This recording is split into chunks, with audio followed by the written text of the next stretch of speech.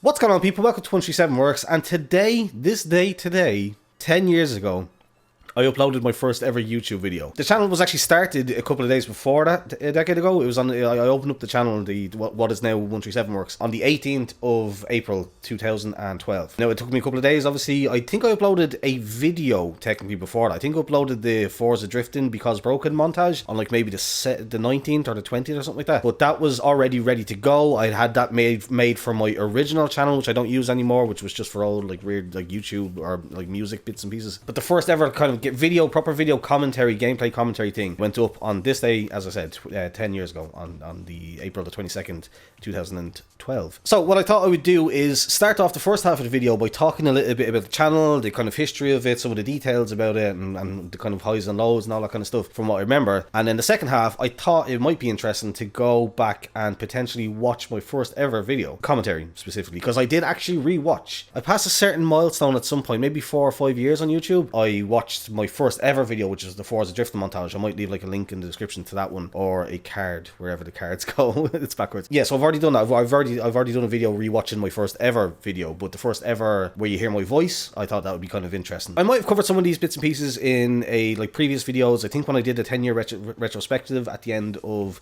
2019 going into 2020. Christ, that was 2 years ago already. Jesus wept. It doesn't feel like that long ago. Yeah, well, when the end of the 2010s came to an end, I did like a 10-year retrospective, and I mentioned the channel, and some of these bits and pieces probably came up in that. So if you've been around for a while, you might have heard some of these points before, but if not, if you're kind of relatively new, yeah, let's just get started. The channel was originally called Irish Gunner HD, because at the time, the games that I was focusing on the channel were the Battlefield series primarily, or Call of Duty, obviously, as my first ever video was. I think it was a Call of Duty Modern Warfare 3 TDM gameplay, strange enough. But yeah, I was primarily a Battlefield YouTuber, so Gunner. Videos were in HD, and I'm Irish, so, you know, like, you know, the math checks out on that one. But yeah, and I had that one for ages. I was Irish Gunner HD for a long time. My intro used to be, what's going on, people?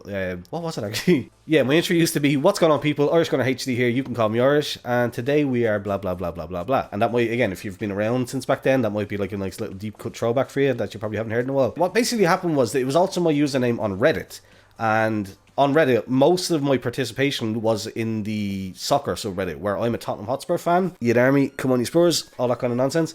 Got that when I was 16 on holidays in Spain, by the way. Don't judge me. But yeah, I'm a Tottenham fan, and obviously if you know anything about Tottenham and the English Premier League and all that kind of stuff, football, our biggest rival are Arsenal from North London as well. They're also based in North London, and their nickname is the Gunners. And so Irish Gunner gave off the wrong impression. I had it copy. I think I had something copy and pasted, or like a picture saved of my tattoo with my username and stuff like that, like to prove that I wasn't some undercover Arsenal fan, like trolling about Spurs or something like that. But I was getting those comments all the time, so I was like, okay, I need to do something, because I'm not particularly attached to the name anyway, because it doesn't also incorporate Forza, or as I got into the later years, kind of Assetto Corsa, or any of the other games that I wanted to play in the channel. It was just kind of very specific, was kind of outdated, and I was getting a lot of those, again, just a lot of those comments on Reddit. So I remember distinctly sitting down and working through a lot of names. I can't remember now, unfortunately, many of the names, but I settled on 137 Works. Boop. So basically, the meaning behind 137 Works is, again, I've talked about this in a video before, was just a long story short of it, was I was seeing 137 everywhere. Obviously, you've got 1337 Elite, you see it a lot online, but 1137, 1377, 1337, all of these combinations basically everywhere I go. Car registration plates out in the street, newspaper covers, magazine covers, timestamps in comments, just random, like, just the most bizarre places that you wouldn't ever expect to see such a specific combination of numbers. And then I was thinking about it, and you've got 13 is the unlucky number, 7 is considered a lucky number. When you put the two of them together, there's that kind of yin and yang thing. It just kind of made sense. And then Works is just, this is where I come to present my works. Like, basically my YouTube, my Instagram, my Twitter, these are the works that I've created, whether it's graffiti, videos, music, all that kind of stuff like that. These are the works that I present, basically. So it's 137 Works. It's kind of based on the Japanese garage idea of, like, you know, like I say Koro Works, that's American, but like a lot of places like Japanese drift garages and drift houses and stuff like that would be something Works.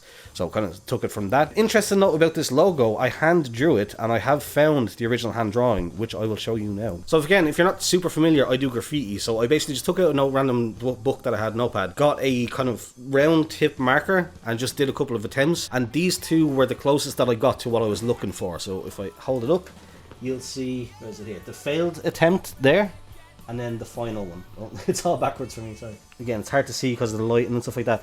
But that one right there is the one. I basically took a picture of it on my phone, brought it into like Photoshop, did all the Photoshop magic work that you had to do, and then turned it into like a PNG that I could use basically. So that is exactly this logo here, the one that you see on the channel, on the videos and all that kind of stuff, and the thumbnails. That is literally just copied straight from that. Just me drawing 137 like that. And so yeah, that's kind of cool. It's kind of a personal touch I think that nobody else would have on their kind of thing, using a standard font or whatever like that. So that's the name. Yeah, originally Irish Gunner HD, changed it to 137 Works over the years. But the early stages of the channel was an interesting one because I got up to something like 700 subscribers in the early days. Yeah, it was like 700 to 800 subscribers in the early days.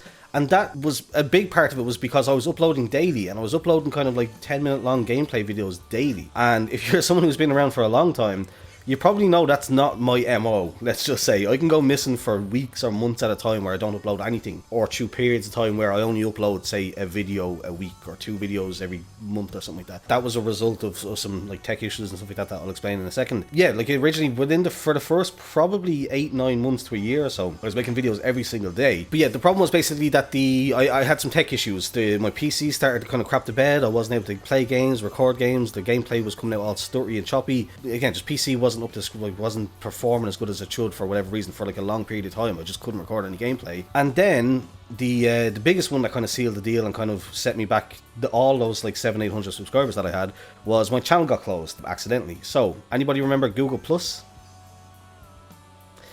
Yeah, I was like, well, just bite the bullet, rip off the band-aid. They're going to make it happen. It's going to be forced upon us eventually, so might as well just do it in my own terms. And so I tried to manually link my channel to Google+. But what it did, for some reason, to this day, that I don't understand why, it closed my channel with over 750 subscribers and like probably 50 to 100 videos at that point, maybe less than that, I'm not sure, but a lot of videos basically, just a lot of content. No, like clearly a channel that was not just dormant waiting to be closed down sort of thing. It merged the Google Plus account that I created with a new YouTube channel based on that Google Plus account, and deleted the old one, and didn't make it clear at any stage along the process that it was going to be closing the old channel. And so I just remember refreshing the page at one stage and being like, oh, where's all my videos? Why have I been showing no subscribers? Why does it have my name instead of Irish Gunner HD at the time? And yeah. Oh, I actually wrote down specifically, it had 775 subscribers, so basically just under 800 subscribers. And it had already had 100,000 plus views because I had made the How to Find a Futo video, which had already broken 100k views by that point, which is pretty crazy. Yeah, so that was just basically a big kick in the teeth, just a big punch in the balls really from Google there on that one.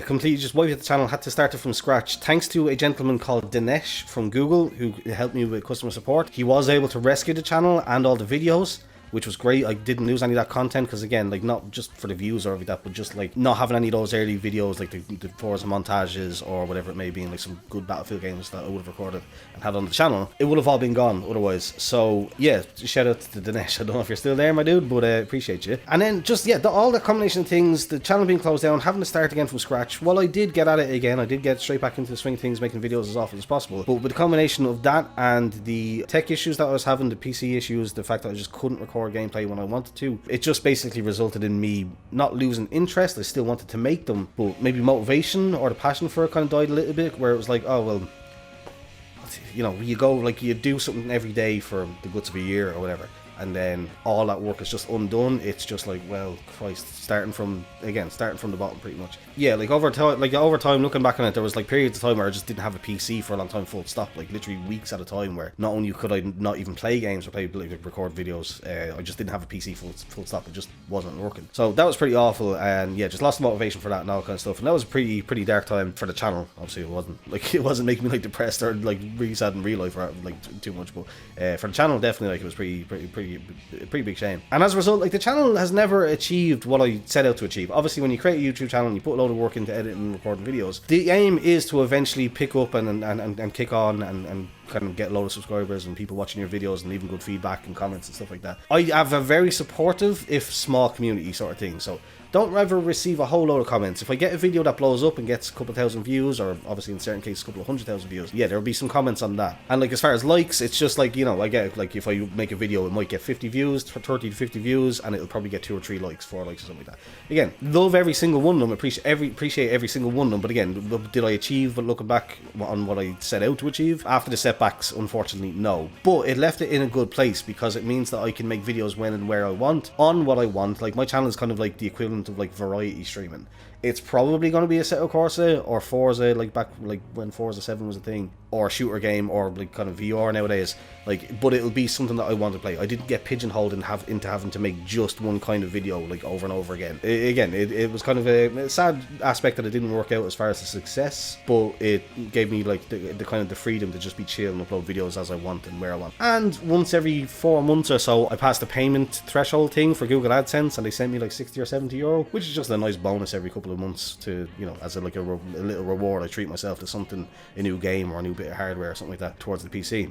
Or to fix the car, or something along those lines. That all said though, I am very proud to say that I've got like 500,000 views across my videos at this point, which is bizarre. In fairness, 2 of them make up for the majority of them. The Assetto Corsa G920 Definitive Drifting Guide, finally, after, I think, how long has it been now, 3 or 4 years, I think, has overtaken the GTA 5 How to Find a Futo video from 2013, I want to say, like way back when. That was the highest viewed one with like 130, no, where are they at now? Yeah, so the How to Find a Futo video has 237,000 views, and the G920 one now has 247,000. It's actually cleared at this point now, which is mental to me. So just those 2 videos alone have us, I think, now over, yeah, that would be over 500,000 views. Not considering all the other ones that have kind of like, say, 10,000, like what might be the nearest closest one. A couple of them have like, say, 7, 8, 5, 2,000. John, come, just a few that have a couple of thousand. So yeah, like, for what it's worth, like a tiny little channel, I've only got 1,950 subscribers at the moment, which again, for a decade is not good. But again, when you consider I don't upload regularly, I don't have any kind of schedule, I completely understand it. For a channel with under 2,000 subscribers to have over 500,000 views and not have a viral video, not just have it be actual content, which is what I'm proud of. It's like helpful content in the G920 video, or the how to find a Futo video. These are like helpful tutorials basically of solving problems for other people, which I love. Another one that's popping off recently is the video that I made on how to use your link cable on your Oculus Quest on PC and not have it be stuttery and choppy and stuff like that. And that's already is it a month or 2 old now or something like that? Maybe a month or so. That's already up to over 2,500 views, I think, which again, not a lot in the grand scheme of things, but for me, it's huge, and it's helping people out. The amount of supportive comments that I've gotten, that of people saying that I helped, amazing. But yeah, as well as the obviously the views and getting like videos popping off and stuff like that, I've just had the opportunity to do some cool stuff. Back in the day, I spoke with the community manager for an hour or so, whatever it was, half an hour, 45 minutes, an hour, maybe. Daniel Matros, aka Jinto, who was again the current sitting community manager for EA for the Battlefield series. That was huge, and I have to shout out, I don't know if you're still around or if you ever will see this, but Natty, maybe OG Battlefield heads will know that name. She was a great help with that. She set that up basically, and also I think she put me in contact with an idol of mine, kind of growing up in the YouTube world sort of thing. Again, I'm a Battlefield head, so D-Crew Colin was a huge influence on me. Back in the, like, say 2009, 10ish, when I started like coming across YouTube, I found Next Gen Tactics. A lot of people found, say, CNanners or FPS Russia, FPS Kyle at the time, or Woody's Gamertag or Wings of Redemption, stuff like that. I found Next Gen Tactics. They were my guys. They were the guys that I loved to watch. And D-Crew Colin was their Battlefield dude. So when I started to get into Battlefield Bad Company 2, it was his videos that I was watching and obsessed with. Yeah, I loved the guy's style. He introduced me then to, not personally, but like I became aware of Rival X Factor, who helped me tremendously with Battlefield when he talked about like, and also was a big reason, the 2 of them, when Colin made the switch from Xbox to PC to play Battlefield 3, that was the big kind of catalyst for me to also make the switch from the 360 to Battlefield 3. When they showed off how much better Battlefield was on the PC, that's a huge reason as to why I got into PC gaming. And so again, going back to the point, Natty hooked me up with Jinto, but also I think she linked me up with D-Crew Colin for our chat. We've had a couple of chats now. I would consider him like a friend sort of thing. I don't know if he feels the same. But yeah, no, back in the day we had a couple of chats, of hour-long chats, 2 hours in one case I think, about different things, music and Battlefield and game and stuff like that. Even Battlefield 3, my goodbye to Battlefield 3 montage video that I made, like he allowed me to use one of his songs, like a song that he had that I thought fit the edit. And yeah, just real cool. And then just stuff like the podcast. Like again, it's been a long time, but I did 2 episodes of what I called the Drift Lounge podcast, named after the old Forza Motorsport forums drifting section, the Drift Lounge, where I talked to my friends of mine, in fairness now, like I appreciate them coming and hanging out, but I won't pretend like I was some big influencer, like pulling in some big guys. I did just basically ask my friends if they wanted to come on. Alan Hines from IDC and Deck Byrne, who is competed in the kind of the lower amateur levels of about IDC. But yeah, two great friends of mine, and we did two brilliant episodes of the podcast. I did have lined up, and I still to this day won't give away who it was, just in case I can never get back into it and line it up again. But I do have a former Formula Drift driver who, if you know me, and this might be giving it away, it would be a huge deal to speak to him, because I think everybody knows who my former drift guy was in the past. So that was a thing that was absolutely going to happen. We were talking in emails back and forth. He was just explaining that he wasn't great with technology. We could never make it happen kind of quickly enough. But I did reach out then again more recently, within the last kind of 3 or 4 years, I think I reached out again, just to kind of see if it was still a possibility, and he was down. We just haven't kind of made it happen. So there is a possibility of the podcast coming back, but just the idea that that can happen. And yeah, just basically having somewhere to come, and whenever I want to share something, give it. I don't do it so much anymore, but like it used to be a great way for me to be able to vent about something other than, like, say, tweeting about it. Like if I seen a gaming news article or something like that, or something on Reddit that got me kind of fired up about, say, Battlefield or Call of Duty or Cars or Drifting or Forza or something like that, where I thought like some like 5 tweets or something like that like wouldn't quite fit it, I would just fire up the recording program and start talking, and then just find some gameplay and kind of put that up and just get those thoughts out there. So that was always good. That's about it. I think I'll scrap, just because the video now is already over 20 minutes, so I think I'll just scrap the idea of rewatching my first video. I will leave a link to it in the description if you want, because I think it's just going to be me cringing a bit at my first ever video. I'll leave a link to a description and again a card if you want to go and watch it just to laugh. Yeah, 10 years. As I record it, it's 23:57. It is 11:57 p.m. on the night of the 22nd. So as I record it, that is accurate. But by the time I actually get it uploaded, I've basically been out of the house all day today. I didn't get a chance earlier on. But by the time I get it uploaded tomorrow, it'll obviously be the 23rd. But I'm recording this now on the 22nd of April 2022, 10 years after I hit upload on that first Modern Warfare commentary and started this whole mad journey that I've been on for a while. Trying to think there's anything else. Shout out the Guitar Hero mic. I don't have it to hand. I probably should have gotten it to hand. I have it to hand. It's up here. Hold on. This is where it all began. If you're ever thinking about starting off on YouTube and you don't have over 100 quid to spend on a decent mic, they've come down in prices nowadays. But my first good few years of YouTube, for a long time, actually for many years, I think it was only like 2015 or 2016 when my girlfriend brought me my girlfriend at the time bought me the AT2020 USB Plus, which is what I have now. I used the Guitar Hero microphone on a crappy like €12 desktop stand thing that was sat on, like, I think it was on a chair. Again, there might be a clip that I can put up here. It was on a chair on some DVDs with a pair of tracksuit bottoms to deafen the rumble a bit, and yeah, the mic stand, like a desktop mic stand, and then the mic just pulled up close to my face. A bit of magic and audacity, and you get an absolutely perfect result, pretty much. So yeah, I guess I'll end it there, like after 10 years, giving a shout out to the Guitar Hero microphone. That's about it. 10 years of randomness, of messing around and talking about cars and shooters and random nonsense. Yeah, that's pretty much it. I hope you enjoyed it. I hope whatever I do going forward, maybe, I don't know, I won't give any ideas or promises or anything that I can't keep, but yeah, I hope if you have stuck around this long, like I know there's been certain people that have popped up their heads here and there that have been around since the very early days that might remember the Guitar Hero mic. If any of you are still around and see this, know you are loved and appreciated. And to anybody who's joined along the way, it's massively appreciated as ever. And if you're for some reason just stumbling upon this, I hope you find something on the channel that makes you stick around as well. 137 Works, Irish Gunner HD, it's been cool, and I hope it continues to be cool. If you enjoyed it, please do leave a thumbs up, subscribe if you're new here, thanks for watching, and goodbye.